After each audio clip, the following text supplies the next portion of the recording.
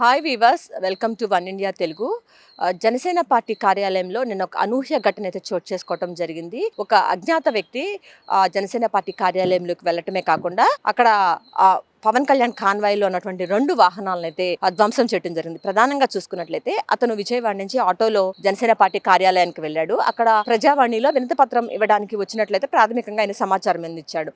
So అక్కడ ఆయన వెళ్ళటమే direct chief security ఆఫీస్లోకి వెళ్ళాడు. అక్కడ పావు గంట సేపు కూర్చున్న తర్వాత అక్కడ సెక్యూరిటీ సిబ్బంది ఆయన్ని ప్రశ్నించిన తర్వాత ఆయనకి తీవ్రమైనటువంటి ఆగ్రహంతో ఊగిపోయి బయటకు వచ్చి అక్కడ ఉన్నటువంటి ఒక కర్రను తీసుకుని ఆ జనసేన పార్టీ కార్యాలయంలో పవన్ కళ్యాణ్ కాన్వాయ్లు ఉంటాయి. ఆ కాన్వాయ్లను 2 కాన్వాయ్లను అయితే అద్దాలు పగలగొట్టేసి విధ్వంసం సృష్టించాడు. దీనిపైన అయితే ఆ చీఫ్ సెక్యూరిటీ ఆఫీసర్ అయితే పోలీసులకు ఫిర్యాదు చేశారు. సో ఈ నేపథ్యంలో అక్కడ ఉన్నటువంటి ఎస్పీ, ఐజీ వీళ్ళంతా కూడా ఆ సంఘటనా స్థలానికి వచ్చి అతన్ని అయితే అదుపులోకి తీసుకున్నారు. ప్రస్తుతం చూసుకుని అతను మతిస్థిమితం లేని కారణంగా ఇలాంటి ఘాతుకానికి పాల్పడ్డా లేకపోతే దీనిలో ఏమైనా కుట్రకోణం దాగి ఉందా? సో ఈ నేపథ్యంలో అయితే పోలీసులు అతన్ని ప్రశ్నిస్తూ ఉన్నారు. ప్రధానంగా చూసుకున్నట్లయితే గతంలో కూడా జనసేన పార్టీ కార్యాలయం పైన డ్రోన్ తిరగడం అనేది ఒక కలకలంగా మారింది.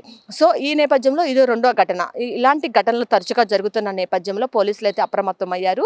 జనసేన పార్టీ శ్రేణులు కూడా కొంత ఆందోళన చెందుతున్నారు. ఏమన్నా కుట్రకోణం దాగు ఉందా, తమ అధినేతకి ఎలాంటి ఏమైనా ఇబ్బంది కలిగించడానికి కొంతమంది ఇలా ప్రయత్నం చేస్తున్నారా అనే ఇదిలో కొంతమంది జనసేన కార్యకర్తలు కూడా ఆందోళనకైతే గురి అవుతున్నారు. పోలీసులు అయితే అప్రమత్తమయ్యారు. మరోసారి ఇలాంటి సంఘటనలు జరగకుండా తగిన జాగ్రత్త చర్యలు తీసుకునే విధంగా చర్యలు అయితే చేపడుతూ ఉన్నారు. ఇది ఇక్కడ ఉన్న పరిస్థితి. కెమెరా పర్సన్ వెంకట్తో Lakshmi, one India news Telugu, Vijayawada.